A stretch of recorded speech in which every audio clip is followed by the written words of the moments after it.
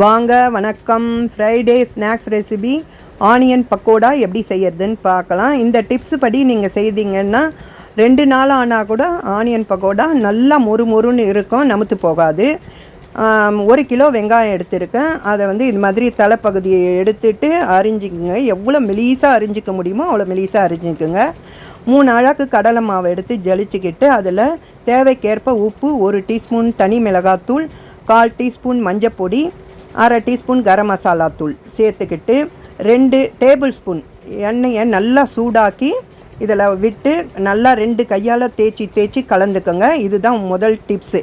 இப்போ இது மாதிரி செய்திங்கன்னா ரொம்ப மொறுன்னு இருக்கும். பச்சரிசி மாவெல்லாம் சேர்க்க தேவையில்ல. இப்போ ஒரு மிக்சி ஜாரில் பூண்டு 6 பல், 4 பச்சை மிளகாய், இஞ்சி, சோம்பு 1/2 டீஸ்பூன் எல்லாத்தையும் சேர்த்து அரைச்சிட்டு அதில் கலந்து விட்டுக்கிட்டு மாவில் இப்போ கறிவேப்பிலையை நல்லா பிச்சு போட்டுக்கிட்டு வெங்காயத்தை உதுத்து லைட்டாக கலந்துக்கோங்க. லேசாக தான் கலந்துக்கணும். இதுதான் 2வது டிப்ஸு. அழுத்தி பிசைஞ்சு கலந்துக்காதீங்க.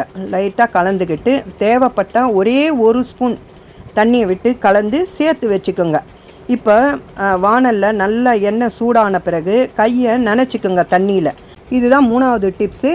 கொஞ்சமாக எடுக்க சொல்ல அழுத்தம் கொடுக்காதீங்க. அதில் போடும்போது கொஞ்சம் அழுத்தி போட்டிங்கன்னா நல்லா மொறுன்னு செவந்து வந்ததும் எடுத்திங்கன்னா ஆனியன் பக்கோடா ரெடி. நீங்களும் உங்கள் வீட்டில் இதே மாதிரி செய்து பார்த்து எப்படி வந்ததுன்னு கமெண்ட்டில் சொல்லுங்கள். சப்ஸ்கிரைப் பண்ணுங்கள், லைக் பண்ணுங்கள், ஷேர் பண்ணுங்கள். தேங்க்ஸ் ஃபார் வாட்சிங்.